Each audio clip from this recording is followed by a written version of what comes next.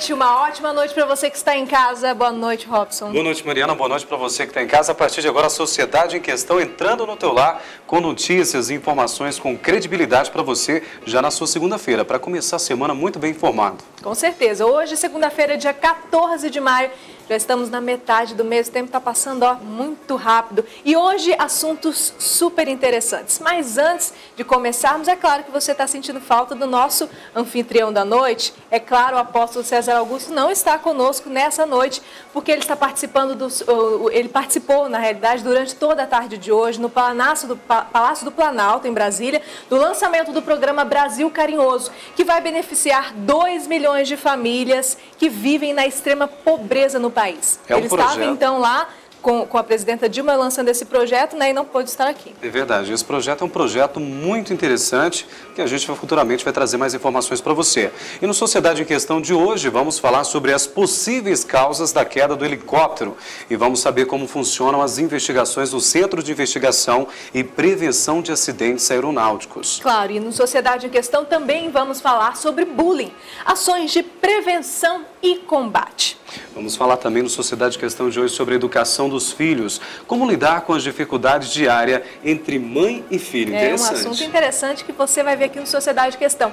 E amanhã é Dia Nacional de Controle à Infecção Hospitalar. Você sabia disso, Robson? Olha, eu estou sabendo agora, Mariana. Pois é, também não sabia. Mas uma infectologista vai dar dicas de como prevenir o processo infeccioso e você não pode perder. Exatamente. Para terminar hoje o programa, a gente vai trazer música e música boa com a dupla sertaneja Max e Luan. Tudo isso agora no Sociedade em Questão já está no ar. E eu quero também chamar a sua atenção para a nossa enquete de hoje, é isso mesmo.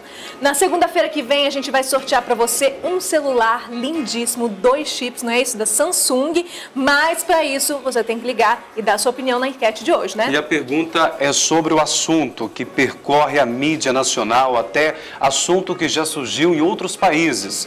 Você acredita que a queda da aeronave, do helicóptero da Polícia Civil pode ter sido provocada, sim ou não? O que você acha? Será que foi? Porque muitas pessoas dizem que talvez a falta de manutenção tenha feito com que essa aeronave caísse. Você acha que realmente foi a falta de manutenção que fez com que essa tragédia acontecesse, sim ou não? Ligue 8401-0508. Quanto mais você ligar, mais chance você tem de levar para casa na segunda-feira que vem um celular, 2 chips para você da Samsung. A gente vai para um rápido intervalo, daqui a pouquinho a gente volta.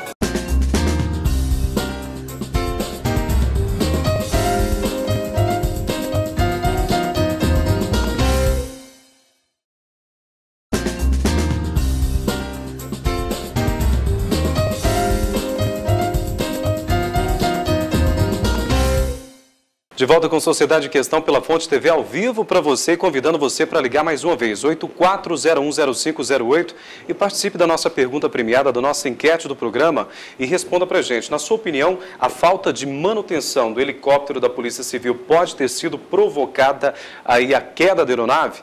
Sim ou não? Está valendo para você um celular de 2 chips da Samsung. No próximo programa a gente vai realizar o sorteio. Então você pode ligar quantas vezes você quiser. Quanto mais chance você ligar, mais chance você tem de ganhar. E olha só, após a reunião do secretário de Segurança Pública com o representante do fabricante do helicóptero Koala da Polícia Civil de Goiás, ficou decidido que a empresa ficará responsável pela manutenção temporária das outras 2 aeronaves da mesma série e modelo que estão proibidas de voar. A chacina em Doverlândia aconteceu no dia 28 de abril em uma fazenda onde 7 pessoas morreram. Aparecido de Souza Alves confessou ter matado sozinho as 7 pessoas para roubar R$50 mil do fazendeiro. 10 dias depois da chacina, na realização da última etapa da reconstituição, uma nova tragédia se confirma. O acidente com o helicóptero AW-119 Koala da Polícia Civil aconteceu entre 4 e 4h30 da tarde na fazenda do Boi, próximo à cidade de Piranhas. Os 8 ocupantes da aeronave, entre eles o acusado da chacina, 2 peritos e 5 delegados, morreram no local. Após a queda do helicóptero, a delegada-geral da Polícia Civil, Adriana Accorsi, falou que a todo momento a equipe inteira de delegados sentia que aquele caso era diferente. Eu acho que é o poder do mal que nós vimos, certo? Uma pessoa maligna que causou todo esse sofrimento. Nós já estávamos sentindo isso e alguns perguntaram por que fazer a perícia psicológica, porque nós vimos que havia algo mais do que dinheiro, não foi procurado dinheiro naquele local. Então, realmente, havia um sentimento de muita crueldade, de muito ódio. E esse é um reflexo, né, que surpreende a todos pela sua dimensão. Este empresário, que estava próximo à sede da fazenda, viu o helicóptero momentos antes da queda e conta como aconteceu. O barulho deu uma mudada no motor, a gente sentiu que ele estava perdendo força. Uma peça soltou, a gente não sabe qual é, soltou e de repente ele deu uma reviravolta e desceu em linha reta. Passou por cima da casa da fazenda e caiu. Quando nós chegamos aqui, fomos os primeiros a chegar, o fogo estava muito alto. O primeiro corpo a ser encontrado e trazido para Goiânia foi o do delegado Vinícius Batista da Silva, titular da delegacia de Iporá. Os outros 7 corpos das vítimas chegaram a Goiânia no fim do dia 9 de maio. A identificação dos corpos foi feita com a ajuda de amostras de DNA dos familiares. Mesmo com a tragédia na Polícia Civil e a morte do principal acusado da chacina, Adriana Accorsi explica que as investigações não serão prejudicadas. Nós temos as provas técnicas que foram colhidas, né? Nós, mesmo com toda a dificuldade que esse caso sempre trará e sempre, né, será lembrado, nosso dever é terminar a investigação e, sem dúvida, ela será concluída. A empresa Fênix, responsável pela manutenção dos helicópteros da Secretaria, teve as atividades suspensas pela Agência Nacional de Aviação Civil no dia 2 de maio, por falta de documentos, ferramentas e até mecânicos capacitados para realizar o serviço. Mas depois disso, a aeronave foi levada para realizar a manutenção um dia antes do acidente. Após a queda do helicóptero da Polícia Civil, o secretário de Segurança Pública, João Furtado, determinou que as outras 2 aeronaves da Polícia Militar e do Corpo de Bombeiros estão proibidas de voar. As aeronaves estão ainda em garantia de fábrica. As aeronaves têm garantia de 1000 horas de voo ou 24 meses. Esses prazos estão sendo observados. Então eu vou ouvir ainda as recomendações do fabricante. Só depois disso é que essas aeronaves voltam a operar. Nesta segunda-feira de manhã, o secretário João Furtado recebeu um representante da Augusta Westland, fabricante do helicóptero Koala. Durante o encontro, o representante orientou a secretaria sobre como proceder com os outros helicópteros do mesmo modelo e ficará responsável temporariamente pela manutenção das aeronaves. Sobre a irregularidade da Fênix, Furtado disse que aguarda receber a documentação da empresa, que afirmou estar em dia com a ANAC, e já pensa em contratar outra empresa em caráter emergencial para ficar responsável pela manutenção dos helicópteros. E agora nós vamos falar sobre este assunto que abalou o Brasil. A queda do helicóptero da Polícia Civil que provocou a morte de 8 pessoas. Nós estamos com o coordenador do curso de Ciências Aeronáuticas da PUC, o professor Raul Francê. Seja bem-vindo, professor. Boa noite. Boa noite. Prazer. Boa noite, professor. Bom, esse assunto, como o Robson mesmo disse, chocou, como vai chocar para sempre, principalmente pelo histórico de tragédias que foi, primeiro da chacina, depois de policiais civis, pessoas exemplares na sua profissão que acabaram morrendo por causa de um acidente como esse. E agora, depois de tudo isso, e diante desse luto que o estado de Goiás todo está, principalmente a Polícia Civil, há especulações sobre o que poderia ter acontecido com esse helicóptero. E a pergunta a Polícia Civil descartou a possibilidade de uma falha humana e falou que talvez tenha sido algo mecânico, que tenha sido algum defeito. Diante dos relatos que o senhor ouviu até agora, em primeiro lugar, esse helicóptero, esse modelo, é um modelo seguro? Qual é o histórico desse helicóptero? É um helicóptero de ponta, usado no mundo inteiro por grandes empresas, grandes empresários. Ele aparentemente se sugere estar na lista do que existe melhor no mundo. Uhum. E aí, diante do que o senhor já ouviu até agora, essas possíveis de que uma pá teria se soltado, a hélice teria se soltado, a forma com que ele caiu, o que o senhor acha que poderia ter acontecido? Bem, todas as variáveis são aplicáveis. Numa investigação de acidente, nesse momento, qualquer coisa, até a climatologia ou a meteorologia, tem de ser levada em consideração, muito embora já saibamos de antemão que não é isso. Uhum. Mas todas as variáveis são estudadas, avaliadas, enfim. Acho que o fator humano não é um fator contribuinte, né? Os tripulantes aparentes, isso é a minha opinião, ele não é um fator contribuinte, pelo tudo que vi. Acho que se enquadra perfeitamente bem a possibilidade de uma falha mecânica. Da sua afirmativa, tenho uma pequena dúvida. Não é comum uma pá do rotor principal escapar em um helicóptero. Se fosse o rotor traseiro do helicóptero, é uma coisa, não é cotidiana, mas é uma coisa que tem acontecido. Historicamente, existem muitos relatos. Agora, o rotor principal não costuma soltar aquela pá. E aquela pá conforma a asa do helicóptero. O helicóptero é uma aeronave, e como aeronave ele tem uma asa. O avião tem aquela uma de cada lado, ou duas de cada lado. O helicóptero tem uma pá imensa, formidável, e se a gente perdesse uma pá daquela, a gente vai ter de avaliar mais ou menos como se perdesse um pedaço bem grande ou talvez uma asa inteira de um avião. E a gente já sabe o que acontece, não voa. Uhum.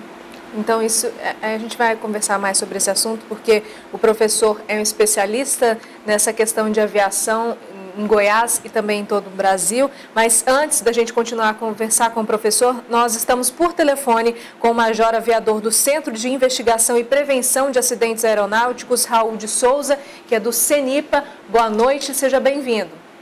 Boa noite. Major, eu sei que essa questão para resguardar toda essa investigação que o CENIPA está fazendo, nenhuma informação a respeito, especialmente dessa investigação, o senhor mesmo não vai poder trazer para a gente. Mas para que os telespectadores entendam como funciona, diante de uma situação como essa, um acidente como esse, como o CENIPA trabalha na investigação desse acidente ou das causas desse acidente? Bom, a primeira ação, né, que nós chamamos de ação inicial, é a ação em campo. No crash site, no local do acidente, que a gente abrigou para recolher o máximo de informações possíveis, destruir uma amostra do investigador. Esse é o primeiro passo que é feito numa investigação complexa. Uhum. E isso foi o que foi feito, todas as peças foram levadas, as que interessavam para a investigação, e a partir daí, como a gente estava falando, muitas pessoas, esses testemunhos de pessoas que falaram que se soltou uma pá, essas testemunhas, esses relatos, contribuem numa investigação ou o CENIPA não leva em consideração isso? Não, tudo contribui, tudo é importante, né? Tudo é importante para formar uma investigação. E durante essa investigação, alguns fatos vão sendo descartados, outros não, até a gente formar a ideia final da investigação, que é uma investigação, como toda outra, é uma investigação que demanda tempo, que demanda leitura, conhecimento, pesquisa, até chegar numa linha, né, num histórico para o produto final da investigação, que são as recomendações de segurança para evitar que novos acidentes aconteçam. Pode falar, Robson. Agora, Major Raul, normalmente quais são as fases no processo de investigação? Em que fase nós estamos? As confirmações de acidente específico de Goiás aí é uma fase bem inicial, né? Fase de pesquisa de coleta de dados ainda, né? De coleta de dados, de coleta de informações e então os profissionais corretos para trabalhar isso aí. Então, a investigação se divide nessa, como eu tinha comentado, na fase inicial de coleta de dados em campo, depois de coletado, todas as informações são agrupadas, o máximo de informações possíveis. No caso desse helicóptero, ele não tinha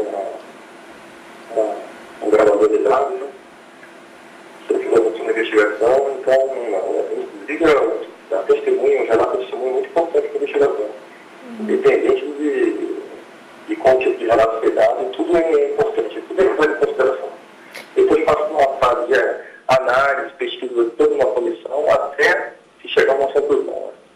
Agora, Major, o secretário de Segurança Pública do Estado de Goiás, o nosso secretário de Segurança Pública, ele disse que as cadernetas também, com todas as informações da aeronave, as manutenções que foram feitas ou deixaram de ser feitas, foram enviadas para o CENIPA. Essa caderneta pode revelar alguma coisa?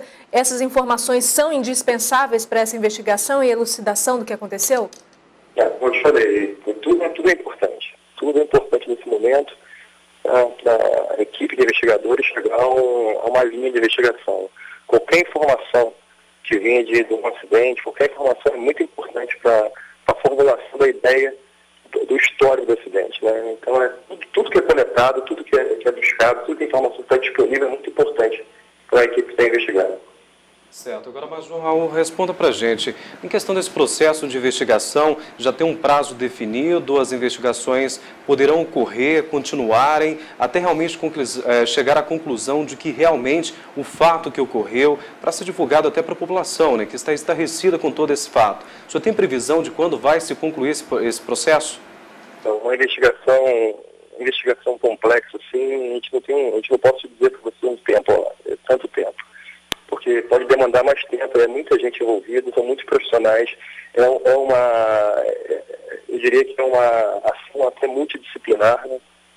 Que o conhecimento específico de cada técnico, de cada especialista tem que ser agregado e juntado, tudo junto para a gente chegar numa conclusão desse relatório. E a investigação em si, a gente não tem um prazo, né? Porque o grande objetivo é a prevenção do próximo acidente. Esse é o grande objetivo, levantar os fatores que foram contribuintes para o acidente e, em cima desses fatores, confeccionar recomendações de segurança. Major, a gente viu informações, a gente sabe que o tempo do senhor é curto aqui, mas aproveitando para a gente poder encerrar. Ouvimos na mídia, a gente ouve diversas informações, ouvimos também que um helicóptero do mesmo modelo no Rio de Janeiro, que teria caído, se eu não me engano, nesse ano ou no ano passado, matado 4 pessoas, teria tido os mesmos problemas que esse helicóptero que caiu aqui no estado de Goiás. Um helicóptero do mesmo modelo e que testemunhas disseram que também uma pá teria voado, ele teria caído da mesma forma. Existem relatos do que aconteceu aqui no estado de Goiás, de acordo com as informações que foram recebidas das testemunhas. Existem relatos de outro caso semelhante, parecido, em outro estado, com esse mesmo modelo? Desse mesmo modelo, não. O que aconteceu, você está comentando, foi outro modelo, né? A gente não pode associar um acidente ao outro, de maneira nenhuma, né? Seria prematuro da minha parte falar isso e de qualquer investigador profissional que trabalhe sobre isso. São modelos diferentes, a gente não pode de maneira nenhuma associar um acidente ao outro. Cada acidente tem uma característica diferente. Foram condições diferentes, completamente diferentes as condições. A gente não pode de maneira nenhuma associar um acidente com o outro. Tá ótimo, então. Nós conversamos com o Major Raul de Souza, ele é do Centro de Investigação e Prevenção de Acidentes do Aeronáuticos, o CENIPA. Obrigado pela participação do senhor. Uma boa noite. Um prazer. Obrigada. Bom, professor, a gente viu é claro que ele não pode falar a respeito especificamente dessa investigação, porque tem todo um sigilo e é prematuro, como ele mesmo disse, revelar alguma coisa. Ele falou, e até tinha essa informação, de que esse helicóptero ele não tinha... A gente sabe que quando tem um acidente com um avião, e as investigações vão diante da caixa preta, da caixa preta do avião, que tem as informações do que teria acontecido. Um helicóptero não tem isso? Esse helicóptero em particular não tinha. Não tem. O modelo dele? Outros têm também? Você pode ter um helicóptero maior que vem equipado, caso o comprador assim exija. Esse helicóptero aparentemente não usa. Ele usa um leitor do motor que pode memorizar os últimos dados do motor. E esse eu também não sei se estava equipado, mas existe, nessa linha de helicópteros existe. Mas um CVR, um cockpit ou um fly data recorder, que são gravadores de situação de voo, eles normalmente não são equipados com esse tipo de equipamento. Então, ter informação do que teria acontecido naquele momento é mais difícil, por isso uma investigação como essa demanda tempo, né? As investigações de acidentes, em geral, elas demandam tempo, elas requerem muita perícia, muita dedicação, é um trabalho investigativo, como de passagem é o dos jornalistas, por exemplo. É um trabalho que tem de ser tratado passo a passo, com muita cautela, para que alguém não cometa um engano e isso seja muito ruim. Bom, professor, a gente, até a enquete do nosso programa de hoje é a respeito disso, né, Robson? Você acha que a falta de manutenção da aeronave poderia ter causado, ser o motivo do acidente? Por uma falta de manutenção, acabou acontecendo o que aconteceu, essa tragédia? O que o senhor acha? Eu acho que a gente não tem como avaliar isso, né? Um helicóptero pode estar com um período de avaliação vencido, então, por exemplo, vamos supor que ele tenha de fazer uma avaliação a cada 50 horas, uma verificação do rotor de cauda a cada 100 horas, e a gente deixa passar 10 horas.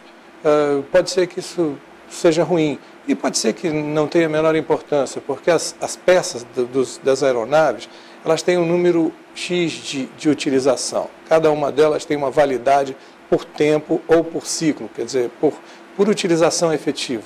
E seria prematuro, seria pouco lógico a gente dizer que a manutenção é responsável por isso. Mas a gente pode insistir que qualquer uma variável, qualquer fator pode ser contribuinte desse acidente. A única coisa que eu não descarto é que isso seja uma falha mecânica. Certo. Agora, professor, Raul responde para a gente. A aeronave, o helicóptero Koala, que caiu, o nível de classificação dele era excelente, bom? Qual que é o nível de classificação para uso da Polícia Civil aqui no estado de Goiás? Eu não sei como é que a Polícia Civil usa um helicóptero, né? Eu não sei como a gente classificaria isso, porque essa classificação não existe nesse mundo de aviação. Eu diria que é um helicóptero de ponta, de altíssima tecnologia, que deve dar aos seus tripulantes uma certa comodidade no trabalho. Entretanto, essa classificação eu nunca vi. Certo, certo. Então a aeronave, após, digamos assim, uma boa aeronave, né? Disponibilizada. Sim, sem dúvida. Não há dúvida que é uma boa aeronave. A opção de compra foi correta. Outro dia eu ouvi dizer que a Polícia Rodoviária Federal, me parece, não queria esse helicóptero por qualquer motivo. Mas isso me parece uma coisa de opinião, assim como a gente comprar um automóvel. Eu compro um automóvel porque acho que as características têm a ver com meus desejos, com o meu perfil, e eventualmente eu não gosto de um automóvel porque ele tem alguma coisa que eu não gosto, mas evidentemente ele não seria o sucesso de vendas que há no mundo não fosse a competência dos seus fabricantes. Eu diria que se eles tivessem um Sikorsky, se eles tivessem um helicóptero da linha Agusta, se eles tivessem um Puma, eles estariam sempre, de qualquer forma, bem servidos. Porque os fabricantes, eles passam a vida, o tempo todo, enquanto estamos aqui trabalhando, eles também estão no mundo inteiro tentando melhorar esses suprimentos aeronáuticos para que a sociedade seja bem servida. Então, eu descartaria qualquer possibilidade. É um helicóptero de ponta, isso eu posso lhe afiançar. Professor, o senhor havia falado a respeito dessa pá se soltar. O senhor falou que não existiria a possibilidade disso acontecer? Não saberia lhe dizer. Não há históricos de pá se soltando do rotor principal. O que poderia fazer uma pá se soltar? Não tenho a menor ideia. Eu conversando com um mecânico há alguns dias, logo que aconteceu o acidente, alguém comentou isso, e eu perguntei a ele, fulano, você acha que você entende disso, porque é mecânico disso. Você acha que uma pá dessa se solta? Ele é muito engraçado, me disse assim, isso é igual ao cabo de machado, comandante, isso não se solta de jeito nenhum. Então, eu falei com um sujeito que trabalha em linha de manutenção, não é?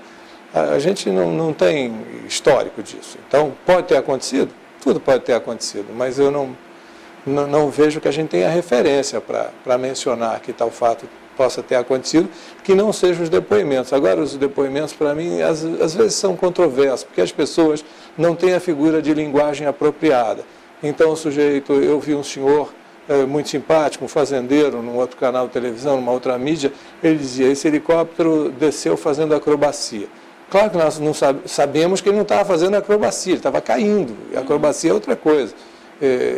Mas a linguagem das pessoas... E é algo que eles não veem cotidianamente, né? Não. E um helicóptero naquele momento, caindo ou não, é uma situação diferente para eles. E um susto. E o próprio momento de você falar na televisão é outro susto, né? Então o sujeito viveu dois momentos que não são cotidianos na sua vida. Uma, verificar uma tristeza daquela, porque por mais que a gente seja frio, não importa o que seja, qualquer um chocar-se demasiado. Mas depois explicar isso para um canal de televisão é uma coisa também difícil. Então, esses depoimentos, certamente para o pessoal do CENIPA, que já são experientes e tomaram isso com muito cuidado, olha, foi acrobacia, mas como é que era a acrobacia? Ah, a acrobacia era assim, não era assim? Ah, não, acho que era assim. Bom, então dá para fazer esse levantamento. Eu vi uma pessoa dizer que era assim, sim, e vi duas dizendo que era assim.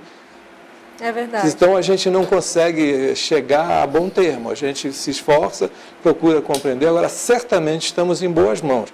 O pessoal do CENIPA é um time de investigadores tão coerente, tão reconhecidos como qualquer país de primeiro mundo, qualquer equipe de primeiro mundo. Eles são muito bons naquilo que fazem. Saberemos, no tempo devido, o que aconteceu. Lamentavelmente, o interesse do público no momento em que isso acontecer, vamos supor que aconteça daqui a 14 meses, vamos supor. Daqui a 14 meses, o público, o seu telespectador, o ouvinte do outro, o leitor da outra mídia, ele vai estar atento para outra coisa. Se vocês tentarem divulgar isso, é bem capaz que as pessoas mudem de canal, porque já não interessa mais. É uma pena que se comece esse trabalho e no momento em de se tomar a decisão de informar competentemente, como todos os jornalistas sérios fazem, e a gente fica muito satisfeito, porque a nossa relação com vocês, não a mim, mas todo o contexto social, com jornalismo de qualidade, é uma coisa importantíssima para o grupo em que nós vivemos. E no momento adequado que vocês tiverem a notícia, ela vai estar sem qualquer força e não virá novamente, não encontrará mais esse momento que nós estamos vivendo aqui por conta de muitas das colocações que a senhorita fez, o que é uma pena, mas de qualquer forma estamos em excelentes mãos. Quero lhes dar a minha opinião, isso só vale com opinião, falha mecânica aconteceu, não dá para se saber nesse momento se a falta da manutenção é fator contribuinte efetivamente ou não.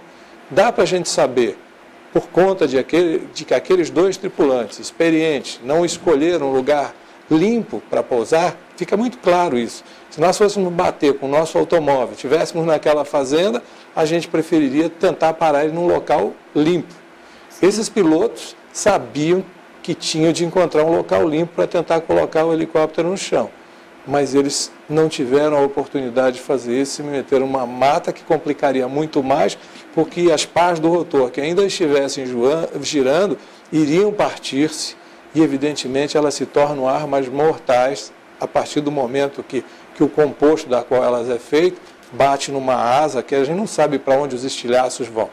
Então, podemos eliminar também que, vamos supor que um piloto tivesse sido dominado pelo moço, vamos supor que alguém tivesse... Foi algo que está citado, que o preço se soltou e tentou...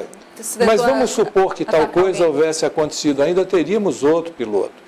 E ele não teria condições no espaço, eu conheço o espaço daquela cabine, ele não teria chance de fazer nada, por mais distraídos que os policiais... Isso parece que até que essa possibilidade ela já foi descartada, né? Existem diversas...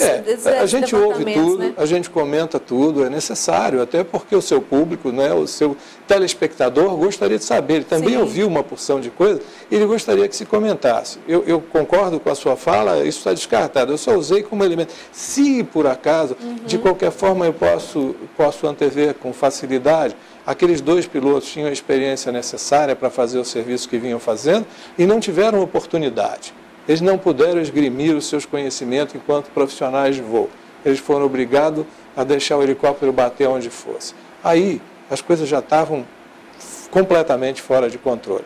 Agora, se foi uma pá do rotor principal ou se foi outra coisa, nós saberemos ao longo da investigação do CENIPA, que não tem a finalidade de responsabilizar ninguém. Ela tem a finalidade de prevenir outros acidentes. O CENIPA vive para isso. Claro que um advogado, um juiz que queira tentar utilizar o resultado que vai sair da Comissão de Investigação de Acidentes Aeronáuticos, que ainda nem foi montado.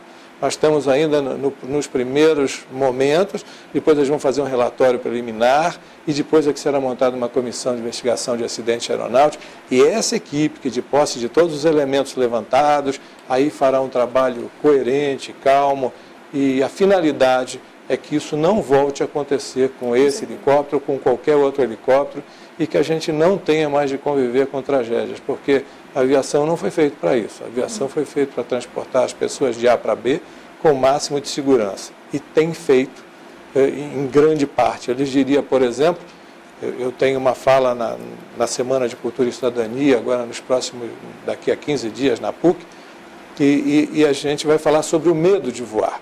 Eu lhes diria que o perigo, segundo uma pesquisa muito importante feita nos Estados Unidos, o perigo de voar é 228,6 vezes menor do que fazer um serviço doméstico. Olha só. Mas são acontecimentos isolados, claro, e a gente precisa saber o que aconteceu. Esperamos que com certeza, como o senhor disse, com esse trabalho do CENIPA, muito bem feito por profissionais muito capacitados, vai se chegar ao que realmente aconteceu e, como o senhor disse também, quem tiver que colocar os culpados, que coloque, se tiver que punir alguém, que seja punido, porque foram 8 vidas, né, que foram perdidas, pessoas importantes, que são conhecidos, eram conhecidos, mesmo que não fossem. Foram 8 vidas que foram perdidas, né? Eu agradeço muito a presença do senhor, seus esclarecimentos foram ótimos para a gente. Obrigada pela participação. A PUC está sempre às ordens. Obrigada. A gente vai para um rápido intervalo, daqui a pouquinho a gente volta, mas o pessoal pode continuar ligando, né? Exatamente, 84010508 e responda, na sua opinião, a falha mecânica, enfim, o que aconteceu? Você acredita que a falta de manutenção pode ter provocado a queda da aeronave Koala, do helicóptero Koala, sim ou não? 84010508, no próximo programa tem um sorteio para você de um celular Samsung 2 chip. Não sai daí, a gente já volta com mais.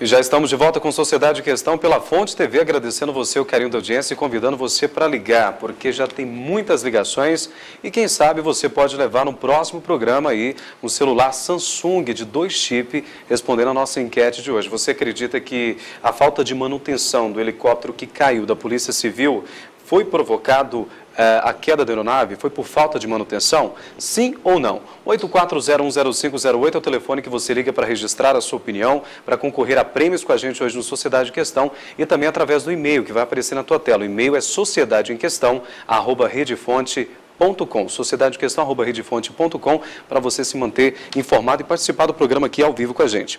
E agora nós vamos falar sobre um assunto muito delicado que está cada vez mais comum entre as pessoas, o tão conhecido bullying, atos de violência física ou psicológica de uma ou várias pessoas contra uma minoria. E nós vamos apresentar os nossos convidados especiais agora com a Mariana no Sociedade em Questão. Isso mesmo. Nós estamos aqui para falar sobre esse assunto delicado também com a Andressa de Almeida Neri. Boa noite, Andressa, tudo bem? Seja bem-vinda. Também com a doutora Simone Disconci, ela é promotora do Centro de Apoio Operacional à Educação do Ministério Público. Boa noite, seja bem-vinda, doutora. Estamos também com a psicóloga Ludmila Venturoli, que vai conversar com a gente sobre esse assunto também. Boa noite, seja bem-vinda. Boa noite, Mariana. Bom, muito se fala em bullying, o que seria o bullying, a gente vê diversas informações sobre isso, matérias, reportagens, entrevistas, mas como uma pessoa que já sofreu esse tipo de agressão vive, ou já viveu, ou está vivendo hoje. Antes, as duas doutoras vão me dar licença que eu vou conversar primeiro. Minha primeira pergunta é para a Andressa. Andressa, por que? Foi a primeira pergunta que eu fiz para ela quando ela chegou aqui, que a gente nem estava ao vivo nem nada, estávamos lá na recepção. Por que você foi vítima de bullying? Primeiro, porque eu era muito acanhada, era muito quieta. E eu não me arrumava direito, eu não me preocupava com beleza, eu era mais preocupada com estudo, eu era mais focada nessas coisas. E aí, por causa disso, o pessoal começou a pegar no meu pé e ficava... Isso você tinha quantos anos? Eu tinha 12, 13 anos. Aí começaram a pegar no meu pé e no começo foi só por causa de brincadeira, só na escola mesmo. Depois eles começaram a fazer um site para mim, um site particular só para falar de mim. Aí foi ruim, porque eu fiquei umas 2 semanas afastada do colégio por causa disso, sofri muito, fiquei muito chateada e tal. Mas depois, por causa das minhas irmãs, eu sofri e tal. Por causa das minhas irmãs, meus pais souberam tal. Porque se dependesse de mim, não ia saber.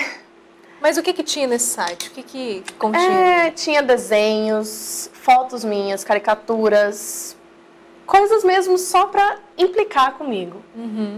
Isso te fazia constrangida de ir até a sala de aula? Muito, porque você convive assim com...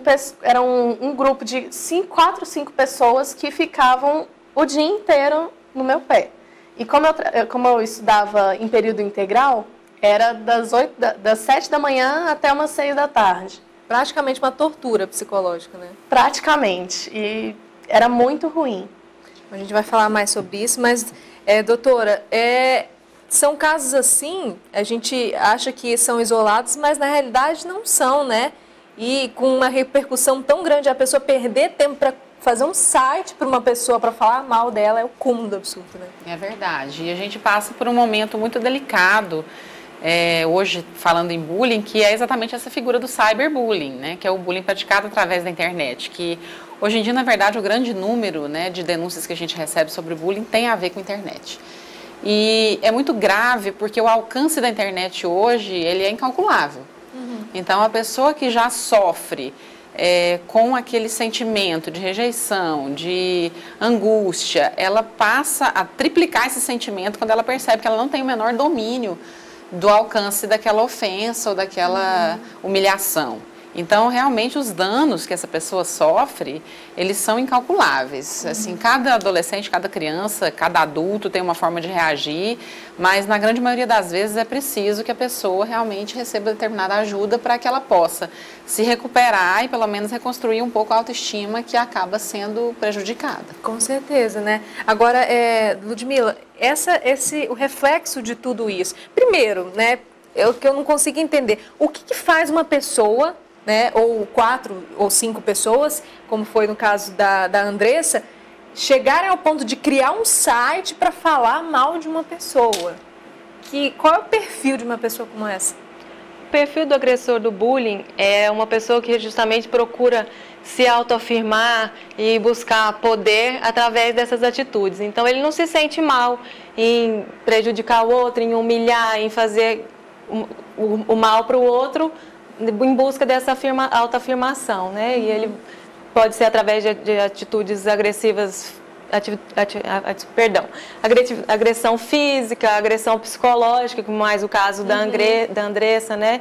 E às vezes culminando em agressões mais graves realmente. Mas é a busca de uma autoafirmação, desse poder realmente naquele ambiente, porque ele passa a ter um status, né? Que as pessoas respeitam por medo de serem humilhadas, de também se transformarem em vítimas, então aquele agressor tem um status naquele ambiente. Agora, esse agressor, ele é vítima de bullying em uma outra situação? Ou ele já foi? Ou por que esse comportamento de querer necessitar dessa autoafirmação e necessidade de subjugar as pessoas? Não necessariamente vítima de bullying, pode ser também, né? Numa outra situação, ele tinha alguém mais forte que ele, e aí quando ele encontra alguém mais fraco, ele repete esse comportamento. Mas o agressor tem uma característica, geralmente divide famílias onde as coisas são resolvidas com agressão, com violência, não no diálogo, né? Então ele vive essa situação em algum outro ambiente. Às vezes os pais muito permissivos também, esse comportamento pode vir dessas famílias, onde a criança é criada sem limites, né? Com certeza. Agora, Andressa, quando chegou ao ponto disso tudo chegar ao conhecimento dos seus pais, o que aconteceu? Meus pais, no começo, foram no colégio, tentaram conversar com os diretores e tudo mais. Conseguiram conversar um pouco, só que mesmo assim eu fiquei uns 2 meses afastada do colégio, que eu não conseguia ir para o colégio. Por que você não conseguia? Primeiro por vergonha, pelos meus pais terem ido lá e tudo mais, e por vergonha também dos meninos que faziam isso comigo. Eram só homens? Só homens. Eram 4 meninos homens e um que era fora do colégio. Não ficava lá no colégio, não era do colégio, mas também me enchia o saco. E ficava me enchendo o saco todo dia, das 7 da manhã até as 6 da tarde. Isso se estendia para outros horários também, já que eles fizeram o site, né? Por conta do site, ficava o dia inteiro. E eu fui saber desse site graças a uma amiga, porque eu também não entrava. Você chegou a entrar para ver o que tinha? Cheguei a entrar por causa da minha amiga, que ela falou, Andressa, tá assim, assim, assim, por causa disso e disso e disso, é melhor você entrar e ver, para você falar com seus pais e ter alguma atitude, porque eu ficava muito na defensiva, eu sofria muito você se colocou no papel realmente de vítima da situação em todos os sentidos, né? Eu sofria muito por dentro, eu não conseguia nem fazer, ter algum tipo de reação, porque eu não sabia o que fazer, na verdade. Agora, doutora, o que fazer, então, né, numa situação como essa, visto que a proporção, no caso dela, foi muito maior, como a senhora disse que o cyberbullying está sendo cada vez mais comum, o que fazer, então? Bom, a principal atitude que se deve tomar é exatamente o que foi feito no caso da Andressa, talvez um pouco de forma tardia, porque da personalidade dela, ela teve um pouco mais de dificuldade para relatar para os pais. Mas principalmente que essa conduta seja relatada o mais rápido possível para os responsáveis, porque o adolescente e a criança, eles realmente ficam numa situação de desconhecimento do que fazer, das atitudes corretas. E os pais, os responsáveis, eles têm toda a condição de verificar qual é o melhor caminho. O primeiro caminho que a gente orienta quando recebe uma denúncia é que realmente, se for no ambiente escolar, que o gestor daquela unidade de ensino seja imediatamente comunicado, para que ele possa, de alguma forma, tentar controlar essa situação internamente. Né, tirar aquela criança ou aquele adolescente daquela situação, ainda que para isso ele tenha que fazer um processo, um trabalho com os alunos que estão praticando a conduta. Se é possível identificar esses agentes, melhor, porque aí é possível trabalhar com as famílias, inclusive, dos agressores. Quando ainda não é possível identificar os agressores, no caso do cyberbullying isso é muito comum, é muito importante também que os responsáveis comuniquem à autoridade policial que apura esse tipo de crime, ato infracional, geralmente adolescentes, né, para que seja feita, inclusive, perícia, né, nos computadores ou através do IP, que já pode ser conseguido através do site, para identificar de onde vêm essas imagens, informações e agressões. Identificado o agente, as coisas se tornam mais claras. Pode se resolver no ambiente escolar, através de conversa, de diálogo, de mediação, mas pode realmente ser necessária intervenção policial e até judicial para que isso cesse. Pois existe, eu acho que não existe uma legislação específica para a internet, né? Infelizmente. Ainda não, no Brasil.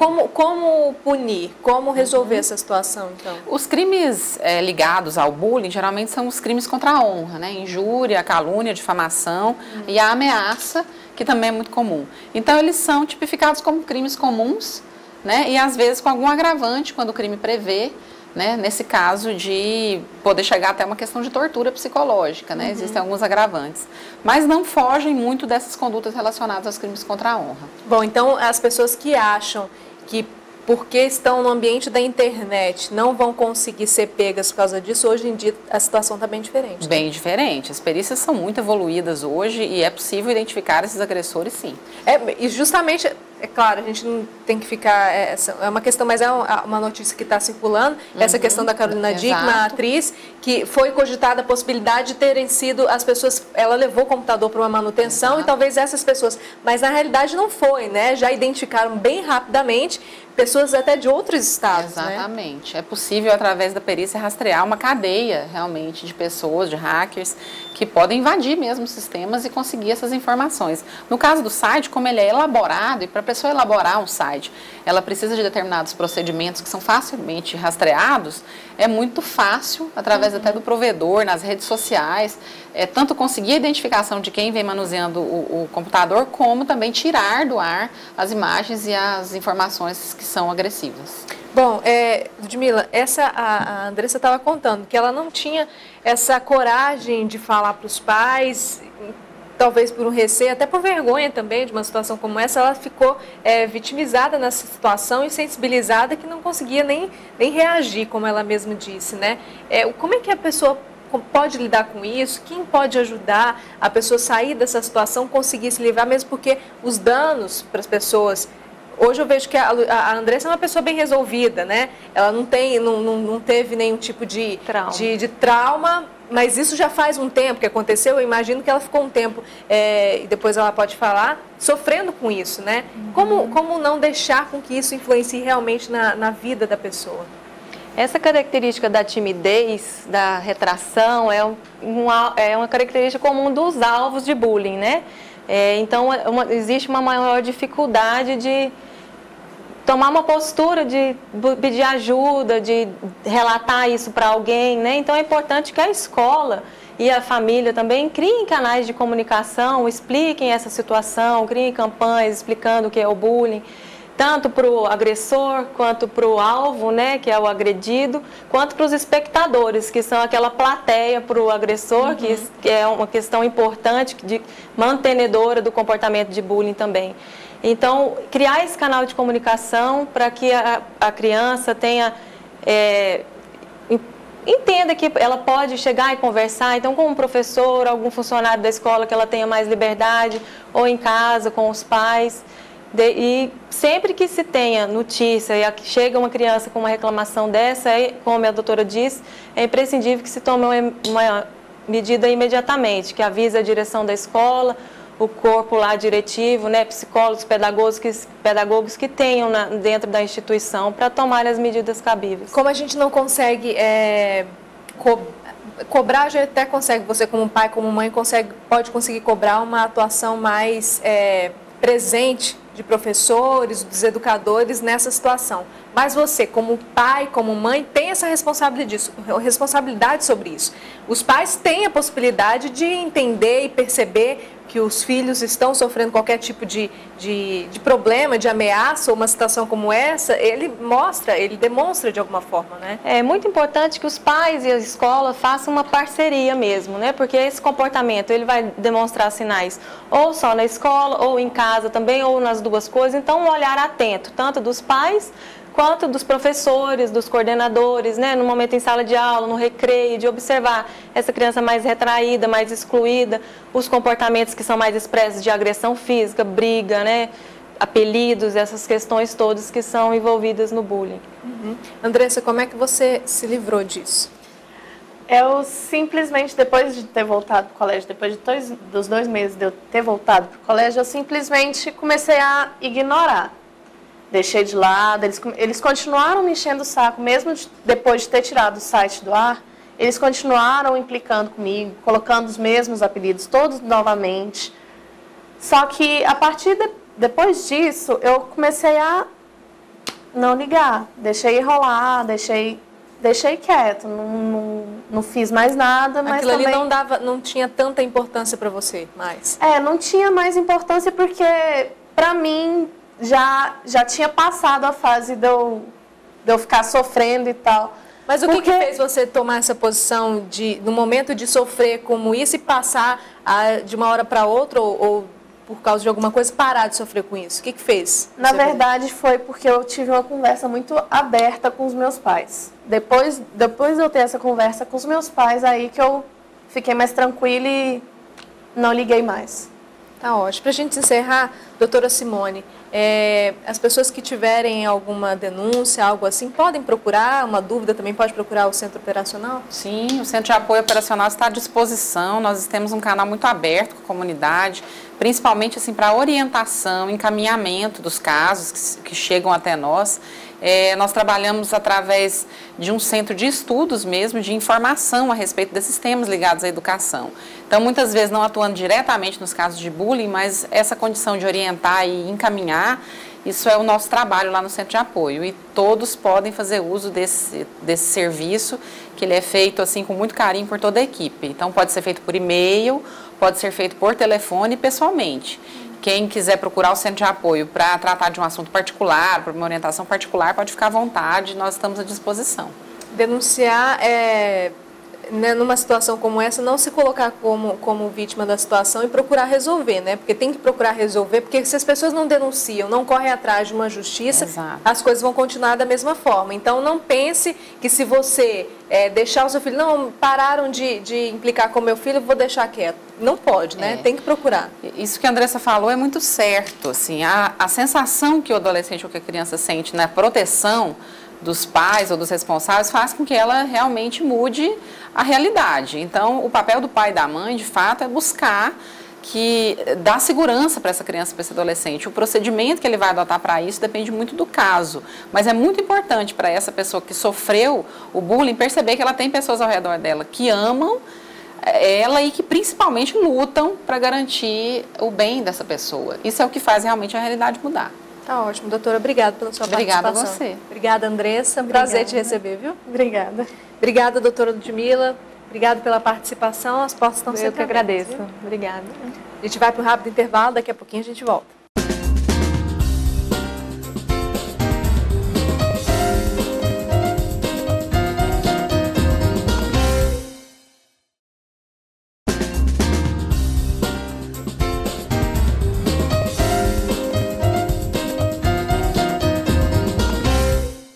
Já voltamos com Sociedade em Questão aqui pela sua Fonte TV, convidando você para ligar. Olha, tem muita gente ligando para concorrer a um celular Samsung de 2 chips no próximo programa.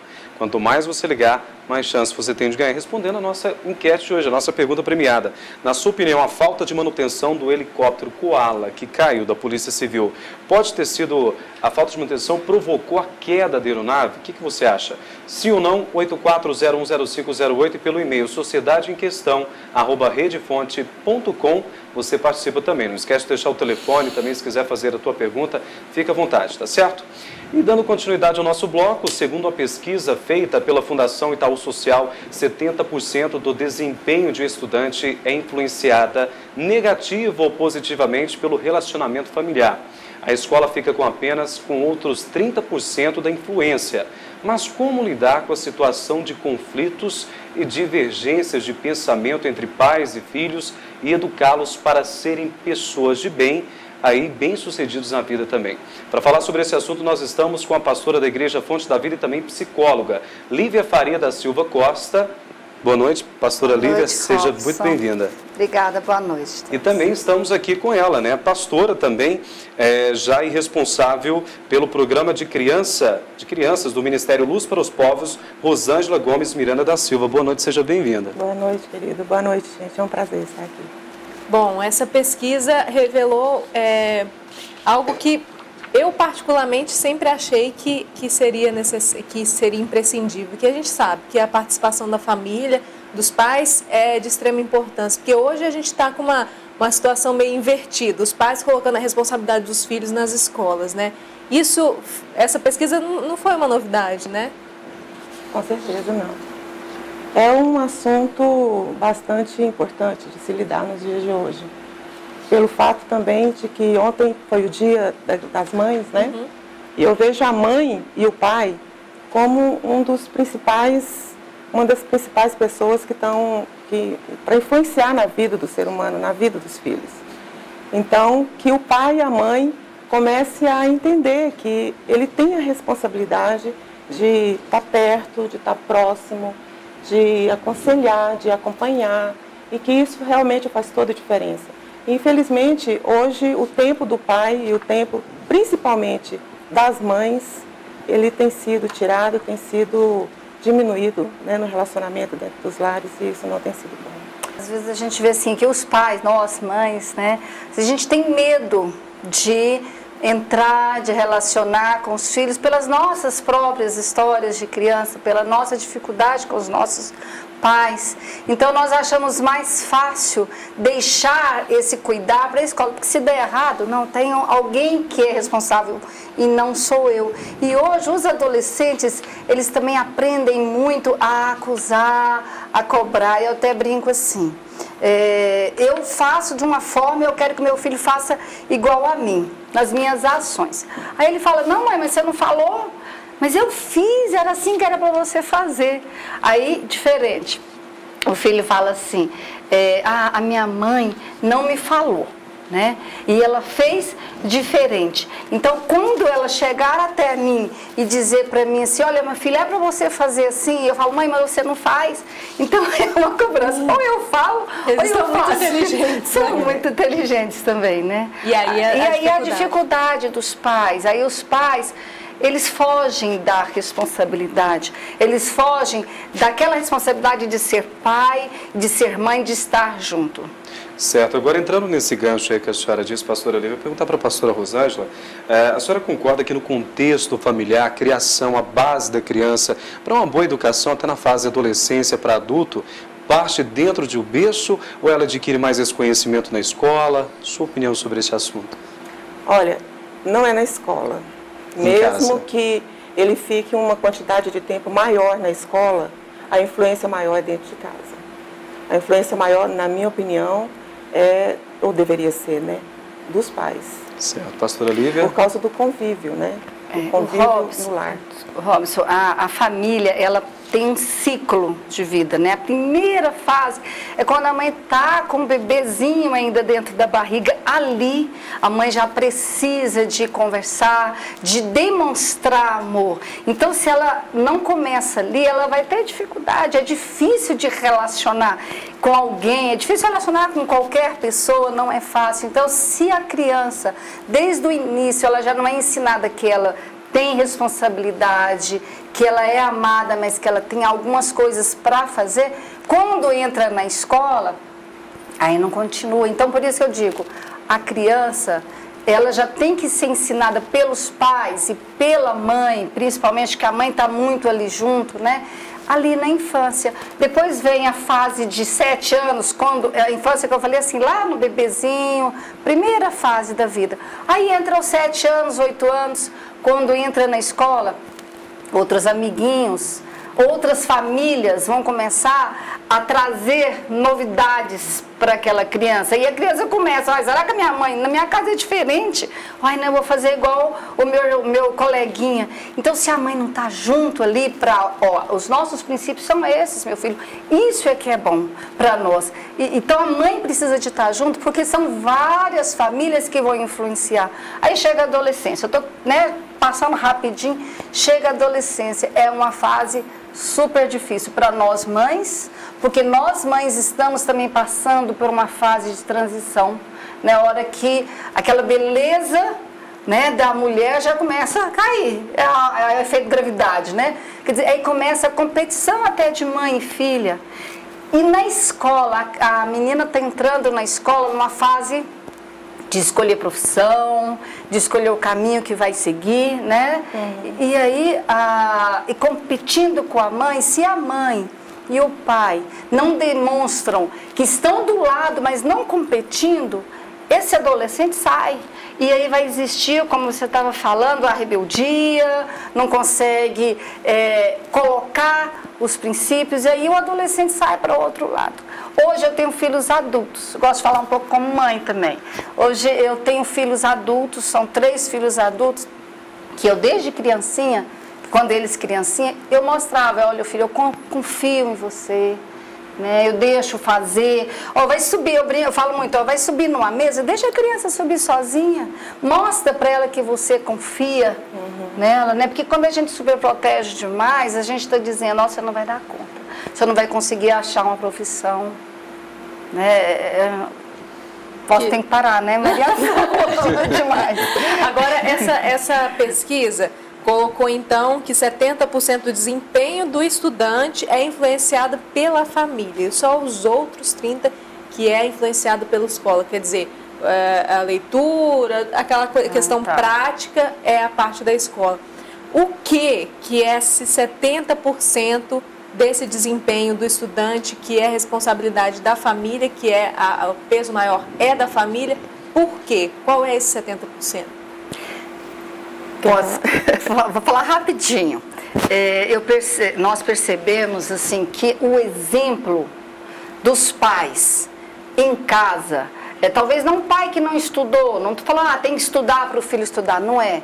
É mostrar o que o pai acha que é importante. Olha, eu vejo, meu filho, que é importante estudar, então vamos estudar junto. Aí o pai que coloca uma disciplina em casa, olha, tem um momento de estudar, tem um momento de brincar, tem um momento de entrar no computador. Então precisa, aí que eu vejo a família entrando no ensino, né, de casa. Olha, você tem que escolher uma profissão. né? Então, você vai, né, pastora, colocar os horários, colocar a importância, os valores. Então, eu vejo que os 70% da família aí no estudo é a valorização que os pais dão para o estudo. Aqueles pais que não valorizam o estudo e querem que o filho faça, não vai adiantar. Olha, tem uma outra pesquisa que diz que o filho que se sente amado, ele é mais inteligente. Então, o filho que se sente amado no lar, pelos pais, que é acompanhado, que vê que tem alguém que está ali, que se importa com ele, que está perto, ele desenvolve muito mais esse senso de memorização, a inteligência também, a criatividade, do que um filho que fica distante dos pais. Tem alguém para incentivar. E esse alguém é preciso que seja o pai e a mãe, e principalmente a mãe. Eu não sei te dizer exatamente porquê, mas principalmente a mãe, alguém próximo, alguém que está ali perto, alguém que vai mudar um caminho errado que ele está caminhando. Então, assim, eu creio na palavra de Deus, e na palavra de Deus fala assim: corrige o teu filho e te dará descanso, dará delícias à tua alma. Então, corrigir não é bater, não é você machucar o filho. Corrigir é a criança está indo por um caminho e o pai vê que o caminho não é legal, o caminho não está bom. Então, o pai ou a mãe, alguém tem que estar perto e dizer para ele: meu filho, não saia, não ande por esse caminho, ande por esse outro, e sugerir outro. Isso é corrigir a trajetória do filho. Então, os pais precisam estar perto dos filhos. E eu sei que os pais trabalham, estudam e cada dia muito mais se envolvem com outras coisas, mas o tempo que eles tiverem com os filhos tem que ser um tempo precioso para parar, para ouvir como é que foi. A gente sempre teve o hábito de conversar com os filhos no caminho da escola para casa, que era um caminho longo, a gente morava bem distante da escola, e os meninos acostumaram com isso. Então, eles até hoje têm muita facilidade, nossos filhos, de conversar com a gente, de abrir o coração com a gente, são nossos amigos. Minha filha fala que eu sou a melhor amiga dela, o meu filho fala que o pai dele é o melhor amigo dele. A minha filha passou agora em 3 vestibulares para medicina no final do ano, um em Mato Grosso, o outro em Brasília, o outro aqui no UFG, em 14º lugar. Legal, meu parabéns. filho foi um dos escolhidos aqui em Goiânia, ele está indo agora dia 13 de junho, para fazer o estágio dele, que ele faz também em Ciência da Computação no UFG. Ele foi escolhido pelo Facebook. Ele está indo fazer o estágio dele no Facebook, com tudo pago, passagem, salário e tudo pago. Ele é um menino normal, ele é um menino engraçado, divertido. Com certeza esforçado. Menino, sim, 21 anos, muito esforçado, muito estudioso. Fica até 10 horas, 9 horas na faculdade. Não deixou de viver, né, as coisas. Ele é normal, ele foi criado de um jeito normal, como todo ser humano deveria ser criado, com a presença do pai, com a presença da mãe. Eu descobri aqui agora que a minha filha é filha da sua colega. Da sua colega da minha filha? Colega da sua filha. Minha filha também passou agora no UFG para medicina, então são colegas lá, né, juntas. Mas o que até uma experiência, Mariana, que a gente percebe assim, é importante que se descubra dentro da família o pai ou a mãe, qual é aquele que vai ajudar, que vai influenciar mais? Quem tem mais facilidade, de repente, quem tem mais facilidade para disciplina, para estudar é o pai. Então a mãe se afasta um pouquinho e permita com que esse pai entre, né, na escola, no estudar com os seus filhos. Na minha casa é assim, o meu esposo, ele tem essa facilidade, então ele entrou. Né? Agora, se fosse ao contrário, eu queria entrar, a gente não pode... Eu percebo, né? Você falou dos seus filhos, todos aí estudando. A valorização dos pais naquilo que os filhos fazem, eu vejo que é os 70% aí. Porque eles se sentem assim, eu estou sendo alguém que estou trazendo para o meu pai, para minha mãe, né, a resposta do que eles sempre lutaram por mim. Eu também vou conquistar, porque nós como pais, nós temos que mostrar para os nossos filhos que a conquista deles é importante. E eu sofri, eu tenho 2 filhas que fizeram medicina e foram 2 anos de cursinhos sofrendo. Mas só que a gente tem que mostrar, filho, eu acredito em você. Continua fazendo. acompanhar. E eu acho que isso, faz né, toda a diferença. que faz a diferença. Tem um certo, é interessante saber como é que é esse relacionamento entre pais e filhos, a escola. Agora eu quero saber de vocês aí, né, em questão de ter mais de um filho em casa. Surge às vezes a questão do irmão, a questão de meu pai dá mais atenção para o meu irmão do que para mim. Como lidar nessa situação? Robson, tem uma situação muito engraçada lá em casa. Duas meninas e o filho do meio, é o homem. Aí as duas ganharam um carro lá, né? E o meu menino falou, pai, eu acho que o negócio é ser mulher, né? Ele ainda brincando comigo. Porque assim, o trem, mostrando que há competição entre eles. Foi brincadeira, eles se amam demais. Uma coisa muito importante, existe competição. Mas eu saio, mãe, você pai, é importante que nós saiamos um pouquinho daquele sistema irmãos, para que eles se entendam, para que eles se amem, porque se a gente está sempre protegendo, brigando, como é que é? Justificando um ao outro, não dá certo. A filha chega assim, mãe, olha, a tal ali ganhou aquilo ali, o que você acha? Saio. Nós temos que sair para que os nossos filhos tenham relacionamento. Isso é importante até para a profissão deles, porque vão relacionar lá fora. Eu tenho 3 filhos e eu acho importantíssimo que eles se relacionem, é aprendizado. O que a gente tem que fazer? Não é sair e permitir que eles se entendam. E se, Mariana, e se a mãe tomar partido de um, depois eles ainda ficam com raiva que a gente... né? Então você não toma aí partido. Vai rolar o ciúme que o Robson falou. Não, ela sempre dá a razão pra ele, né? Sempre vai ter. E se eu der a razão pro mais fraco? A disputa pelo amor da mãe é muito grande. Não, então, e se você der apoio pro mais fraco, aí outro ainda tira as dores. Não, mãe, tadinha dela, você estava protegendo. Então, o importante é permitir que os seus filhos se entendam, o amor vai crescer. Né, pastora?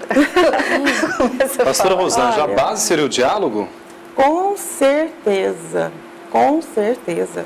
O diálogo é tudo, não só no relacionamento de pai e filho, filho e pai, mas em todo tipo de relacionamento entre o ser humano, o diálogo é tudo. Se você não consegue ir lá e resolver a questão, lá em casa tinha muito essa coisa de hora da reunião familiar, né?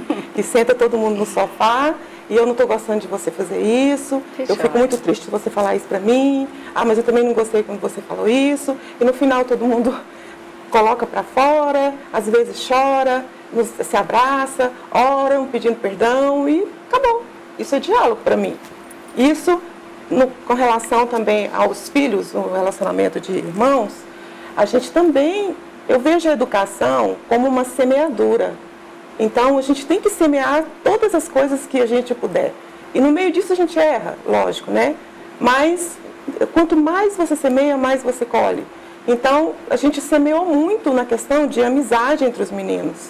E a gente colhe hoje, é uma coisa maravilhosa. Então, assim, vale a pena a conversa, vale a pena o diálogo, vale a pena estimular o diálogo, né? Entre os irmãos. Mostrar para eles que eles podem ser amigos, né? E eu queria encorajar os pais que estão nos ouvindo, os pais e as mulheres, né, que também não têm esposo do lado, as mulheres que são sozinhas, que são tantas hoje, mães solteiras, né, que você não desista, mas eu não tenho pai do meu lado, não tem problema. Eu conheço muitas famílias, né, com esse perfil hoje, que é só a mulher com os filhos, e que ela fez o papel de alguém que está ali do lado, que aconselhou e que dialogou, e está colhendo hoje filhos maravilhosos. Não desista, siga em frente. Eu queria dar desde criança, eu coloquei com que os nossos filhos um cuidasse do outro, desde criancinha. E isso é importante, porque aí entre eles se cuidam. Tá? E aí diminui a rivalidade. Eu tenho 3 filhos, cada um de um time lá em casa. Olha, o dia que termina futebol, que foi ontem, é um sofrimento, que cada um de um... E aí, de repente, está só um no futebol. Ontem era só um que estava lá, na última, né, no final. Aí os outros já tinham saído, aí já torcem para aquele. O que eu estou dizendo? É importante... Olha, eu até lembrei de uma situação muito joia. A minha menina tinha 2 anos e pegava a fraldinha para o outro, que tinha acabado de nascer. Então, isso desde a infância. Hoje eu vejo eles dentro, eu escuto...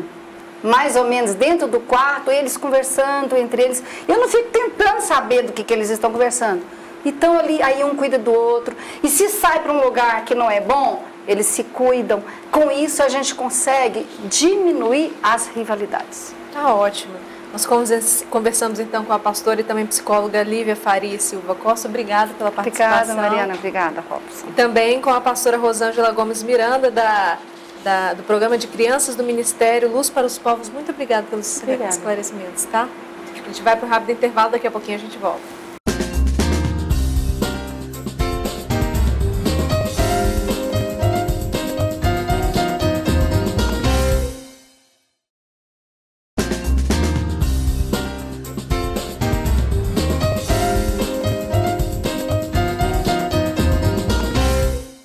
Já voltamos com Sociedade em Questão e convidando você mais uma vez para ligar. E aí, na sua opinião, o que você acha? A falta de manutenção provocou a queda da aeronave Koala da Polícia Civil? Sim ou não? 84010508, você participa do programa e concorre no próximo programa, na próxima segunda-feira, a um celular Samsung de 2 chips, lindo, maravilhoso para você. Tá certo? Vai ligando. Por e-mail também você participa. Sociedade em Questão, @redefonte.com. E dando continuidade aqui ao nosso bloco de entrevista, amanhã é o Dia Nacional de Controle à Infecção Hospitalar. Estima-se que no Brasil a taxa de infecção hospitalar atinja 14% das internações. Nós estamos com a infectologista a doutora Sheila Paiva e vamos saber como prevenir o processo infeccioso. Doutora Sheila, boa noite, seja bem-vinda. Boa noite. Boa noite, doutora. Na realidade, eu nem sabia que tinha esse Dia Nacional, né? Por que esse Dia Nacional de Controle à Infecção? Bom, isso depende muito de uma história. Isso vem desde 1842, quando Semmelweis, que era um médico austríaco, percebeu que a falta da higienização das mãos contribuía para elevado índice de mortalidade das puérperas, das mães que geravam os bebês. Então, um simples gesto de não lavar as mãos gerava um problema enorme, inclusive gerando óbito, né? Então, a gente sabe hoje que esse simples gesto de higienização das mãos antes e após o contato com o paciente é um gesto muito importante, porque é através das nossas mãos que a gente transmite doenças, levando em consideração que a nossa pele, existe uma flora transitória que é residente da nossa pele. Então, se a gente não faz uma higienização das nossas mãos, é claro que através do contato vai ocorrer a disseminação de doentes de um paciente para o outro. E por que o dia 15, né? Porque ficou como marco, porque foi justamente nesse dia que realmente houve o reconhecimento de toda a luta desse médico em prol do desenvolvimento da prevenção do controle de infecção. Então ficou o marco como sendo dia 15 de maio. Certo. Agora, essa pesquisa aqui, doutora Sheila, que fala que provavelmente a infecção hospitalar atinge 14% das internações. É um índice muito alto, não é? É um índice muito alto, levando em consideração que existem normas, existem rotinas e protocolos. Tudo que nós, como infectologistas e controladores de infecção, realizamos dentro de um ambiente hospitalar, a gente se baseia sempre em legislações. Existem resoluções para tudo que a gente faz dentro do ambiente hospitalar, visando a prevenção de infecção. Só que, às vezes, essas normas, essas rotinas, elas não são efetivadas.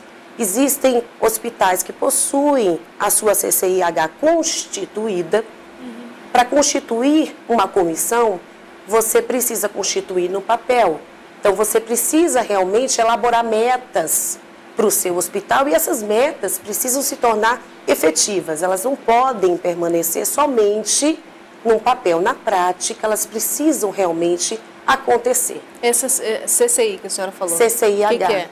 É o controle, é a Comissão de Controle de Infecção Hospitalar. Todo hospital tem que ter essa comissão. Isso é uma obrigatoriedade que existe desde uma legislação que rege todo o serviço de controle de infecção, e isso não é um fato novo. né? Isso existe desde 1998. Essa comissão, qual o papel dela dentro do hospital? Tornar, constituir, o marco é todo estabelecimento de saúde, não necessariamente só hospital, deve constituir a comissão de controle de infecção hospitalar e o que é o mais importante, tornar efetiva as suas metas e as suas ações. A infecção, doutora, ela pode levar uma pessoa a óbito? Com certeza. É claro que tudo isso vai variar de acordo com a imunidade e de acordo com o tipo de infecção. Existem, claro, infecções que são muito mais agressivas, principalmente quando essas infecções ocorrem em pacientes que têm a imunidade rebaixada, como, por exemplo, pacientes portadores de câncer, pacientes soropositivos, pacientes usuários de medicamentos que geram imunossupressão, tá? Então, é claro que um paciente que já tem um certo grau de imunossupressão, ao adquirir uma infecção hospitalar, a chance de evolução para uma mortalidade ou uma gravidade é muito maior. Agora, uma pergunta que é, inclusive, uma dúvida minha, porque eu, como repórter, que a gente vai em diversos hospitais e vê o fluxo de pessoas, uma vez eu me deparei com um hospital aqui de Goiânia, um hospital público, as pessoas enfermeiras ou técnicos ou médicos, saem do hospital com o jaleco e vão para a rua tomar o seu lanche ou fazer qualquer tipo de atividade com o jaleco que utilizam dentro do hospital. Isso é certo? Não, isso não é uma atitude adequada. Inclusive, nós que trabalhamos diretamente com o controle de infecção, só para vocês terem uma ideia, nem no refeitório do próprio hospital isso não é permitido. Porque a gente sabe que micro-organismos, bactérias principalmente, podem permanecer viáveis em superfícies, em roupas, até por meses, caso não haja uma higienização, ou seja, uma limpeza daquele material, da superfície ou daquela vestimenta. Então, a gente usa um jaleco com o objetivo de proteção, uma proteção nossa. Se eu estou trabalhando, eu estou fazendo um atendimento, ou fazendo um procedimento, eu não quero me contaminar com nenhum material biológico, sangue, secreção, urina, fezes, isso é material biológico. Então, é para isso que o jaleco é utilizado, né? Então, hoje é inadmissível que você saia de um ambiente hospitalar com o mesmo jaleco e vá fazer um atendimento num outro usando e portando o mesmo jaleco. Porque é uma das formas de veículos de transmissão de infecção. Além das mãos, que não foram higienizadas de forma adequada ou não foram realmente higienizadas, o jaleco também, é claro que a bactéria ela não tem o poder de voo, né? Então, mas o contato, isso pode proporcionar um risco para a transmissão de infecção. Certo. Agora, doutora Sheila, aproveitando já a oportunidade, nesse dia tão importante, né, muitas dessas doenças aí que vêm através de infecção podem ser evitadas no lavar das mãos. Sim. Até para o pessoal que está em casa, até para a minha curiosidade, né, para eu saber como que se deve lavar as mãos. A senhora pode demonstrar para a gente? Existe uma técnica, né? Existe uma técnica e um tempo adequado para se fazer esse procedimento. Então, a gente sempre inicia com auxílios de água e sabão, que é o básico, são elementos necessários para que a gente possa fazer esse procedimento.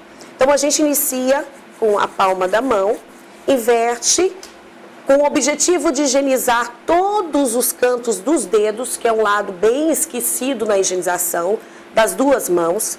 É importante lavar a ponta dos dedos também, nesse processo, dos dois lados. O dorso dos dedos, o punho e o enxaguar deve ser nessa posição e não nessa. Porque se a gente enxágua de uma forma diferente, com as mãos inclinadas para baixo, a sujeira volta toda para as mãos, então eu recontaminei a minha mão. Tá? E não é interessante, ao fechar a torneira, tocar na torneira, porque, consequentemente, você vai sujar as suas mãos de novo. E como eu já falei para vocês, o micro-organismo, bactérias, fungos, eles estão aderidos em superfície. Mas e a torneira, como que faz para fechar? A orientação, né, o ideal, vamos falar do que é o ideal, né?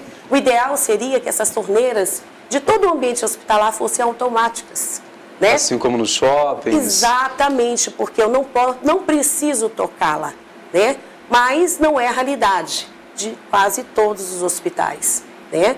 Mas como que a gente orienta? Então, você, com auxílio de um papel, né? Antes de enxugar as suas mãos, você fecha a torneira com o auxílio de um papel. O gel, o álcool em gel, pode substituir a água e o sabão ou não? Existem alguns momentos específicos onde o álcool gel pode substituir. Essa substituição ocorre sempre? Jamais. Se as minhas mãos estão visivelmente sujas, obrigatoriamente eu tenho que lavar a mão com água e sabão, tá? Mas se, por exemplo, eu fiz um procedimento, não houve sujidade das mãos, tá? Eu posso perfeitamente, com o auxílio do álcool gel, fazer a higienização das minhas mãos, mantendo a mesma técnica da higienização com água e sabão. Agora, doutora, para a gente poder encerrar, vai ser feita uma ação especial amanhã, no dia 15? Na realidade, cada hospital tem a sua mobilização. Desde o início de maio, que Goiânia, principalmente, né, Goiás, Goiânia, já está bem mobilizado com várias ações. A Secretaria Municipal fez um evento no dia 7, que foi um evento maravilhoso, onde foi falado bastante a respeito de resistência bacteriana. O Estado promoveu uma semana falando de riscos, né, gerenciamento de riscos. E cada hospital promove as suas ações. O importante nessas campanhas, que a gente chama de campanha da higienização das mãos, é você sensibilizar todos os seus funcionários, independente do seu setor. Principalmente aqueles funcionários, né, que estão intimamente ligados com o contato com o paciente, com o cliente. Tá ótimo, então. Obrigada pelos seus esclarecimentos, doutora Sheila Paiva, ela é infectologista que nos ajudou muito. Obrigada pela participação. Obrigada, eu que agradeço. Esclareceu muita dúvida aqui no programa, né? A gente vai convidar você mais uma vez para ligar para cá e participar da nossa enquete. Na sua opinião, a falta de manutenção provocou a queda do helicóptero, desse assunto que a gente já trouxe no Sociedade, já abordou aqui no Sociedade Questão e que está na mídia? Sim ou não? 84010508. Daqui a pouco a gente volta com mais Sociedade Questão para você.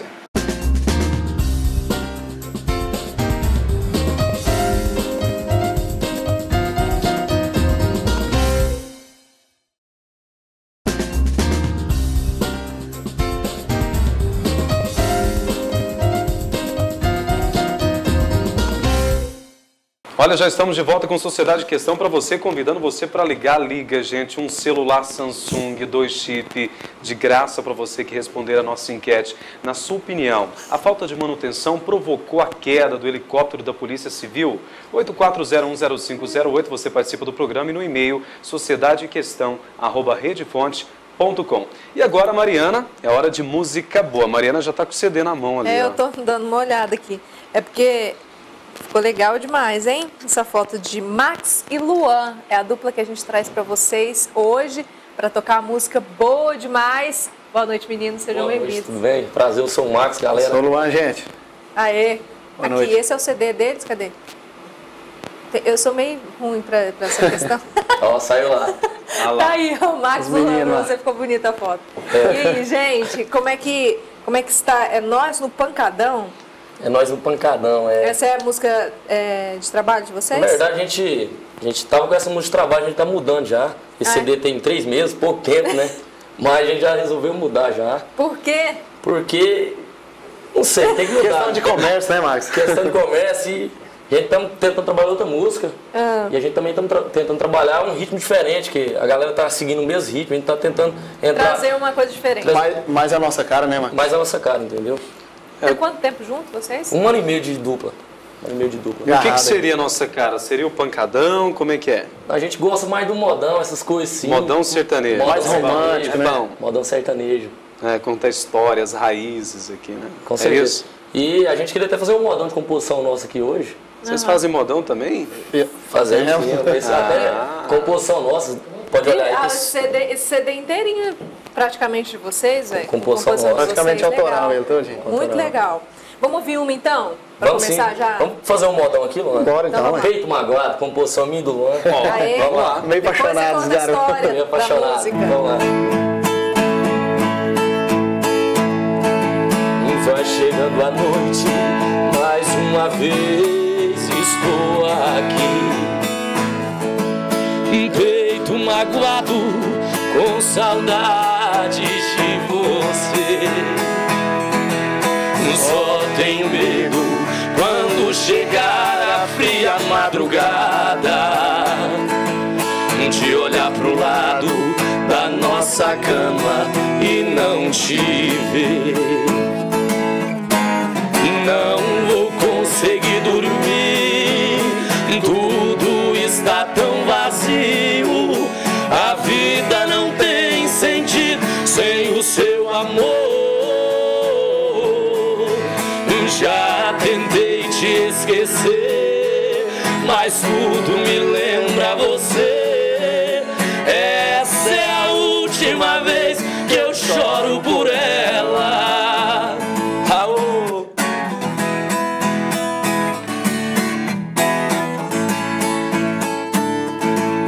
Vai chegando a noite, mais uma vez estou aqui.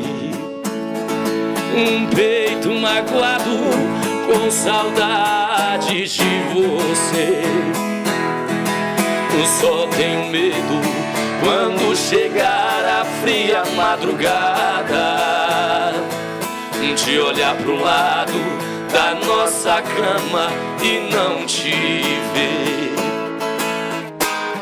Não vou conseguir dormir, tudo está tão vazio. A vida não tem sentido sem o seu amor. Já tentei te esquecer, mas tudo me lembra você. Essa é a última vez que eu choro por ela. Mas essa é a última vez que eu choro por ela.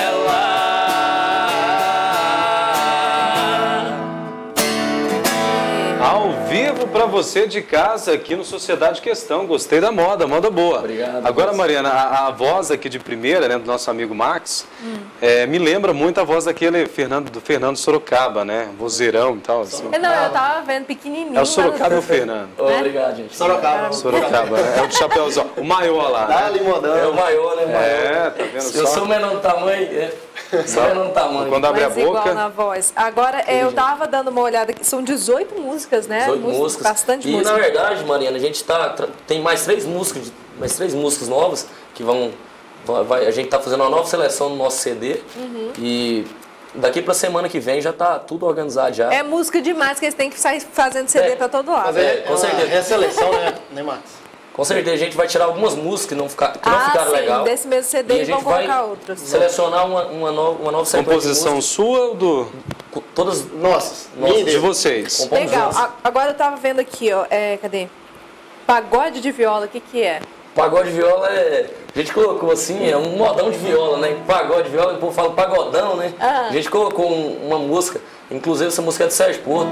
Nosso parceiro aí. Parceiro, Sérgio Porto, grande compositor da Incondicional. Eu achei que você tinha misturado um pagode com a viola. Não foi isso não. Que aí eu falei assim, gente, o que virou Nossa, isso? deve comer bagunçado, né? Não, mas ficou bem legal. Hoje em dia a gente pode esperar qualquer coisa, porque estão misturando tudo, né? Fazendo uma salada. Uma coisa legal.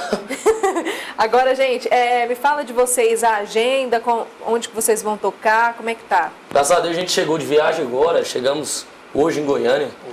A gente tava em Minaçu, na Pecuária de Minaçu, Pecuária de Santa Isabel. Sexta-feira, né? Sexta em Minaçu, sábado em Santa Isabel. A gente chegou, estamos meio cansados, mas estamos aqui. E vai pra onde agora? Agora, essa semana agora, quinta-feira a gente estamos em Palmeiras de Goiás. Sexta-feira a gente estamos na Pecuária da Búfalos, em Goiânia. Juntamente com nossos amigos Maurício Eduardo, Lucas Diogo. E sábado de novo a gente tá em Palmeiras de novo. Tá com a agenda cheia, Maria. E semana que vem, Gurupi. Por isso que ele falou aqui, eu falei assim, gente, olha, É porque eu tenho que contar um segredo aqui. O que a gente vai conversando antes de entrar no ar, eu acho que eu já falei, mas eu esqueci, falei. É porque a gente fala que depois que o pessoal faz sucesso, fica bonito demais, né? Aí eles falam assim, a gente já melhorou demais, então tá ganhando dinheiro demais. Não. É por aí. A intenção não foi essa, não. Mas a agenda de show tá cheia, mas você que quiser contratar o pessoal, pode ligar qual número? 8491-2356. 8491-2356. 81-1313, o outro da TIM. Quem quiser o TIM, 81-13. 81-13. 1319. Que é isso? 1319. Tá aí. Tem o website também? O site www.maxiluan.com.br. Twitter, Facebook, tá no meio da só galera aí. procurar aí, YouTube, Maxiluan na internet aí. Então, tá bom. Tem música para baixar lá no site, vocês? Estamos organizando isso aí. Estamos organizando o nosso site ainda. Organiza. A gente tinha outro site, estamos fazendo o melhor. Em construção aí. Mas se você for no YouTube, galera tem Mas no YouTube, Facebook, pode estar a agenda lá no Facebook. Acompanhar a Maxiluan aí. Vamos mais uma? Foi uma música nova, né, Max? Vamos lá. Um ano é um segundo, né? Composição do Luan, esse aqui é do Luan, né? Tava tão carente, perdido no mundo, sem o seu calor. Foi numa noite de delírio, conheci um beijo seu. Fiquei louco, apaixonado, querendo o tempo todo, a gente já se conhece. Parecia um século, essa coisa parece amor de cinema. O ano é um segundo perto de você, vou logo correndo pra te ver. Passei a vida inteira sem te amar. O ano é um segundo perto de você, vou logo correndo pra te ver. Passei a vida inteira sem te amar.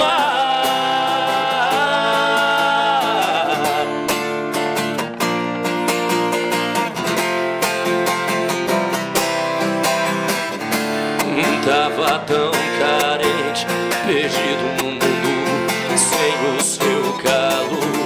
Foi numa noite de delírio, conheci um beijo seu. Fiquei louco, apaixonado, querendo o tempo todo, a gente já se conhece. Parecia um século, essa coisa parece amor de cinema. O ano é um segundo perto de você, vou logo correndo pra te ver. Passei a vida inteira sem te amar. O ano é um segundo perto de você, vou logo correndo pra te ver. Passei a vida inteira sem te amar.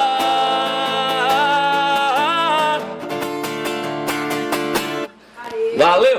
Me conta aqui, ô Max, quem que é o rapaz que tá batendo o pezinho cantando as músicas ali? Nosso empresário Emerson, tá aqui presente. Emerson, seja bem-vindo, Emerson. Também, viu? Tá Que ótimo. Compositor também, ajuda a gente aí nas composições aí. Com a gente. Tá vibrando ali, ó. Obrigada pela participação de vocês, viu? Muita sorte, porque eu sei que talento vocês já têm de sobra, né? Obrigado, Faria. Obrigada pela presença de vocês, a gente espera ver vocês aí brilhando e estourando por aí, tá? Obrigado demais. Dá o telefone de contato de novo pra gente. 8491-2356. E o da TIM? 8491-2356, tá aí no seu VP.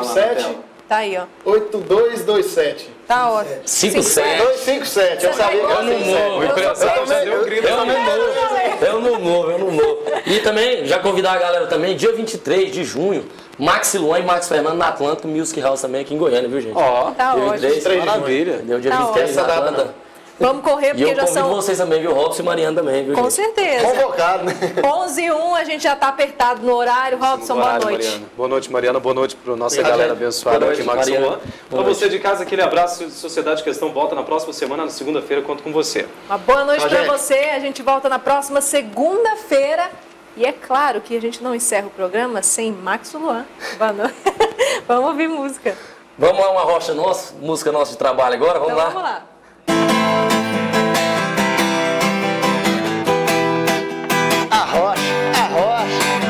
Leva a vida de playboy, cachaceira, a mulherada me adora. Tô cheio do dinheiro, nossa música rodando, estourado na parada. Max e Luan que chegou na balada, só tem gata gostosa com cara de safada. Shortinho curto e bunda empinada e vem pra cá, mulher, e cola na rabeira. Fazer amor até segunda-feira e vem pra cá, mulher, e não passa de tonta. Arrumo outra se você não der conta e vem pra cá, mulher, e cola na rabeira. Fazer amor até segunda-feira e vem pra cá, mulher, e não passa de tonta. Arrumo outra se você não der conta. Arrocha, leva a vida de playboy e cachaceira, a mulherada me adora. Tô cheio do dinheiro, nossa música rodando, estourado na parada. Max e Luan que chegou na balada, só tem gata gostosa com cara